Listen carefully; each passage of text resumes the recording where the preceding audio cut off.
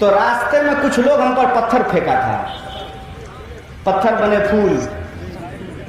वो पत्थर हमारे लिए फूल है और तुम बेवकूफ वाला फूल हो।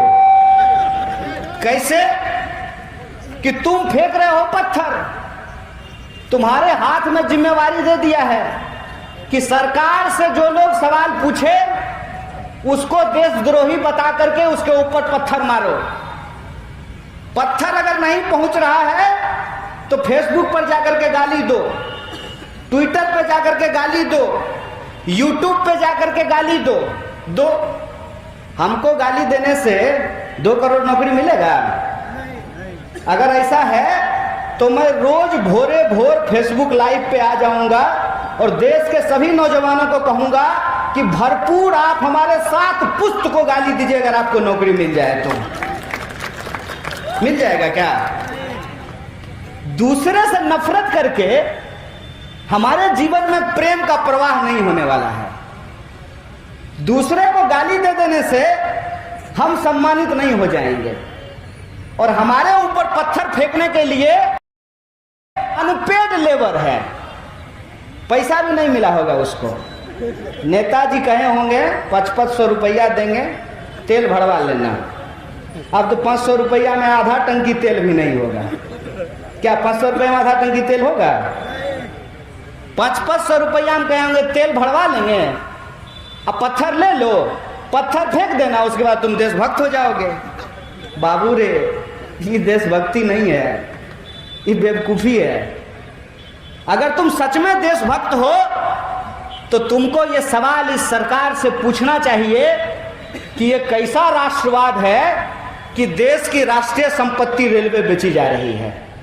बताइए, लिखा जाता था ना, पटना जंक्शन पे लिखा हुआ होगा, सिवान स्टेशन पर भी लिखा हुआ होगा कि रेल राष्ट्र की संपत्ति है। तो जो सरकार रेलवे को बेच रहा है वो देशद्रोही है कि हम सवाल पूछने वाले देशद्रोही हैं? इस पे आप हमको विचार करके बताइए। कैसा राष्ट्रवाद है भाई? राष्ट्रीय संपत्ति को निपटाए जा रहे हैं। और जो सवाल पूछता है, हम तब भी कहते थे देखिए हम आपका नमक खाए हैं, आपके टैक्स के पैसा से हम पढ़ते हैं और जो ज्ञान हमको मिला है उसके आधार पे हम सरकार से सवाल पूछते हैं कि ये साहब वादा किए थे आप हर साल 2 करोड़ नौकरी देने का, वादा किए थे हमारे खाते में 15 लाख रुपया पहुंचाने का, वादा किए थे अच्छा दिन लेकर के आने का, अब बना दी हैं अपने बेटा को बीसीसीआई का सेक्रेटरी। हमको दे दिए हैं पत्थर कि तुम पत्थर चलाओ, अब बेटा को दे दिए हैं बीसीसीआई, उसको दे दिए हैं आईपीएल कि तुम आईपीएल खेलवाओ। 21 साल में 2 आईपीएल हो रहा है। बीपीएससी का बहाली टाइम पे नहीं निकलता है, 6-7 बार का बीपीएससी का बहाली एक के बार में निकलता है, लेकिन आईपीएल लेट नहीं होना चाहिए। अब ये देखे थे ना, आईपीएल बिना दर्शके का हुआ होता था, स्टेडियम में दर्शक नहीं था, पीछे से वीडियो रिकॉर्डिंग में आवाज सेट कर दिया था जनता का चिल्लाने का। अब फिर हो रहा है, आईपीएल टाइम पर होगा, एसएससी का एग्जाम टाइम पर नहीं होगा, बीपीएससी का एग्जाम टाइम पर नहीं होगा, रेलवे का बहाली टाइम पर नहीं होगा। और रेल तो अद्भुत है। कल परसों एक वीडियो देख रहे थे, उल्टा ही रेल चल रहा था। बताइए, जिनसे रेल नहीं संभल रहा है वो देश क्या खाक संभालेंगे? वो देश क्या संभालेंगे? लेकिन उनका जो प्रचार है वो प्रचार बड़ा लाजवाब है। अब प्रचार की ताकत तो होती है, प्रचार की ताकत तो ऐसी होती है कि बार बार अगर कोई बात आपको कही जाएगी तो आप मान लीजिएगा, हम कहेंगे तो नहीं मानिएगा। हेमा मालिनी कहेंगी तो मानिएगा? क्या सिपाही जी, नहीं मानिएगा। हेमा मालिनी कहती है कि केंट देता है शुद्ध पानी, तो घर में केंट लगा लेते हैं। हेमा मालिनी कह रही है ना, कोई कन्हैया कुमार कह रहा है कि नहीं लगाएंगे। हेमा मालिनी बोली हैं ड्रीम गर्ल, तो लगा लेंगे केंट का पानी, शुद्ध देगा। शुद्ध है कि नहीं है ये मालूम नहीं है, कोई आकर के कह दिया ठंडा मतलब कोका कोला पिए जा रहे हैं, अब माँ कह रही है कि बेटा छाछ पी लो, लस्सी पी लो, तो लस्सी पिएंगे जी, उसमें क्या है, कोका कोला पिएंगे तो जो है, काहे कि कोहली बोला है कि कोका कोला पी लीजिए, कोहली बोल रहा है ना, तो पी लेंगे। प्रचार में ताकत तो होती है, नहीं होती है, हैं? आप में से कितना लोग फेयर एंड लवली लगाए हैं? लगाए हैं ना, मुंह गोरा हुआ। प्रचार में ताकत होती है। तो इस देश में हमने एक ऐसा सरकार चुना, वो घड़ी डिटर्जेंट की तरह नहीं है, पहले इस्तेमाल करें फिर विश्वास करें, ऐसा नहीं। प्रचार पे हमने एक सरकार चुन दिया है। प्रचार पे कोई ये पूछने को तैयार नहीं है कि उस प्रचार की हकीकत क्या है। क्या सच में फेयर एंड लवली लगाने से मुंह गोरा होता है? सच में ठंडा मतलब कोका कोला होता है? सच में केंट शुद्ध पानी देता है?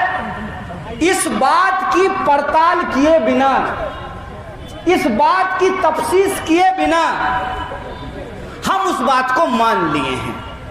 जैसे कि अगर बीजेपी की सरकार है तो हिंदू हित जो है उसको साधा जाएगा। बहुत बढ़िया बात, खुशी की बात है।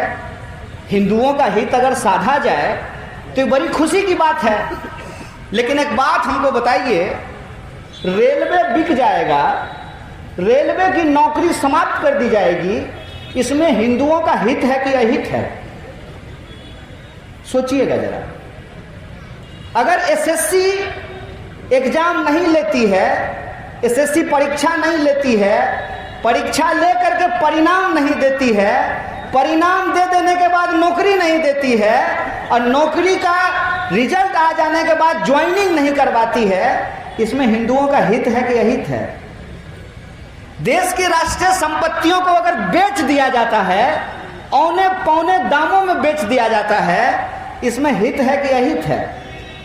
इस देश की जनता अपने सवालों पर पहुंचे, अपने सवालों पे हम विचार कर सकें, उससे पहले ही एक नया शगुफा छोड़ दिया जाता है।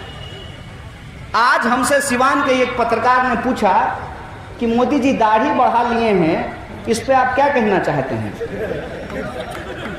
हम बोले इसका क्या मतलब है?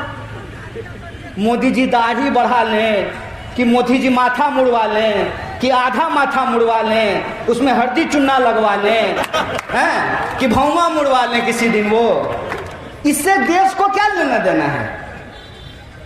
ऐसा है क्या कि जैसे उनकी दाढ़ी बढ़ेगी उसी हिसाब से इस देश में रोजगार के अवसर बढ़ने शुरू हो जाएंगे? ऐसा है क्या कि जैसे उनकी दाढ़ी बढ़ेगी वैसे ही आपकी आमदनी बढ़नी शुरू हो जाएगी? इसका क्या मतलब है? मोदी जी मोर को खाना खिलाते हैं, मोदी जी सुग्गा को अपने हाथ पे टहलाते हैं, इससे हमको क्या लेना देना है? ये देश का मुद्दा है क्या? फिर हमको लगता है कि धीरे धीरे हमको इसकी आदत लगाई जाती है। जो बात पहले अखबार के आखिरी पन्ने पे हुआ करता था कि किस हीरोइन का किस हीरो के साथ चक्कर चल रहा है, ये अखबार के आखिरी पन्ने पे हुआ करता था, वो आखिरी पन्ने का खबर देश के अखबार के पहले पन्ने पे पहुंच गया, और जो खबर को अखबार के पहले पन्ने पे होना चाहिए था वो खबर को अखबार से गायब कर दिया गया है। हमारे बहुत सारे मित्र जो भाजपा के समर्थक हुआ करते थे, वो आजकल आकर के हमसे बात करते हैं और कहते हैं कि तुम्हारी बात पहले हमको ठीक नहीं लगती थी, अब ठीक लगती है। तो हम बोले कि हमारी बात तुमको पहले ठीक क्यों नहीं लगती थी? तो बोला कि तुम जब बोलते थे ना तो मेरी भावना आहत हो जाती थी। हम बोले हम समझते हैं दोस्त, दिल है तुम्हारा, पर तुमने दे दिया है इसको एक झूठे को। वो झूठा वादा करके तुम्हारे दिल को चुरा लिया है, तुमने दिल उसको दे दिया है। कोई बात नहीं है, तुम्हारे प्यार का हम सम्मान करते हैं। वो कहावत है ना, दिल आया गधी पर तो परी का क्या करें। दे दिए दिल, कोई बात नहीं है, दिल का हम सम्मान करते हैं। माँ बाप भी जब कहते हैं ना पढ़ लो, समय बर्बाद मत करो, प्यार मोहब्बत के चक्कर में मत रहो, तो हम लोग भी कहाँ मानते हैं, दिल का मामला है। लेकिन आपके पास सिर्फ एक दिल ही नहीं होता है, एक दिमाग भी होता है। दिल आप दे दिए हैं, कोई बात नहीं है, दिमाग से हर बार आप इस बात को सोचिएगा कि हम कहाँ जा रहे हैं, देश किस ओर जा रहा है, समाज किस ओर जा रहा है, और इसमें हमारी क्या भूमिका होनी चाहिए। आप इस बात को सोचिएगा कि जिस घर में आप रहते हैं उस घर को आपके पूर्वजों ने बनाया है, जिस बगीचे का आप आम खाते हैं उसके पेड़ को आपके पूर्वजों ने लगाया है, उनके बनाए घर में आप रहते हैं, उनके लगाए पेड़ का आप फल खाते हैं, उसको खाते हुए सोचिएगा कि वो अगर ये नहीं करते तो हमको नहीं मिलता। जिसको आप यूं ही समझते हैं कि ऐसे ही मिल गया है, ये आज़ादी ऐसे ही नहीं मिली है। अगर इस देश में, आज़ाद देश में, अगर हम आज़ादी को सुरक्षित रखना चाहते हैं और गुलामी की मानसिकता को हराना चाहते हैं तो अपनी मुट्ठी भींच करके आज़ाद देश में हमको आज़ादी की वकालत करनी होगी। इस आज़ादी को हमको बचाना होगा और इस आज़ादी को बचाते हुए हमको इस बात का ख्याल रखना होगा कि बेहतर देश का निर्माण बेहतर नागरिकों से होता है, और बेहतर नागरिक होने का मतलब ये है कि हम अपने हक और अधिकार को समझें और अपने हक और अधिकार को समझ करके तमाम लोगों के हक और अधिकार के लिए संघर्ष करें। उससे आप मजबूत होंगे, आपका समाज मजबूत होगा, आपका राज्य मजबूत होगा, और मजबूत समाज, मजबूत राज्य से मजबूत देश का निर्माण होगा। इन्हीं सपनों के साथ मैं अपनी बात को खत्म करता हूँ। शुक्रिया। इंकलाब जिंदाबाद, हमारी एकता जिंदाबाद।